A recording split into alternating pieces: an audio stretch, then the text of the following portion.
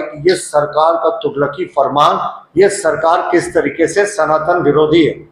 देखिए, दलमा में एक बहुत ही प्राचीन शिव जी का मंदिर है और वो शिव जी दलमा बाबा का नाम से वो प्रसिद्ध है मंदिर। और उस मंदिर पे शिव भगवान, उस माफ कीजिएगा, उस पहाड़ पर शिव भगवान जी का बहुत प्राचीन मंदिर है, जहाँ उड़ीसा, बंगाल और झारखंड और बिहार के श्रद्धालु जल चढ़ाने आते हैं। अब आप देखिए, वहां के डीएफओ है सबा आलम, नाम सुन लीजिए, सबा आलम। उन्होंने क्या आदेश निकाला?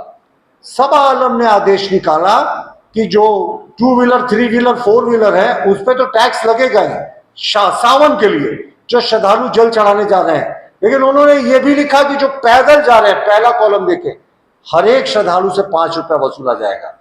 तो आप सोच सकते हैं कि यह सरकार का तुगलकी फरमान, यह सरकार किस तरीके से तुष्टीकरण की नीति पर काम कर रही है। जाजिया टैक्स की याद दिला दी साहब इन्होंने।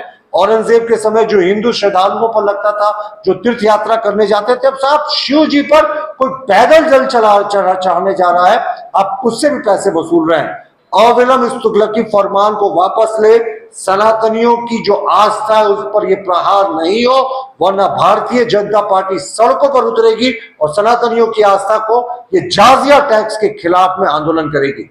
मैं एक बार फिर से आपको मैं बताता हूं कि रियलिटी चेक मैंने दिखा दिया। जल संसाधन विभाग में जो भवन निर्माण विभाग है, सड़क निर्माण, पथ निर्माण विभाग में जो की पोस्ट है इंजीनियर इन चीफ के, कहीं चीफ इंजीनियर के, कहीं 2-2 इंजीनियर इन चीफ के, किस तरीके से सरकार में खाली है और महीनों से 5 करोड़ से ऊपर का टेंडर डिस्पोज नहीं हो रहा है। यानी विकास की जो बड़ी योजनाएं बिल्कुल थम सी गई है।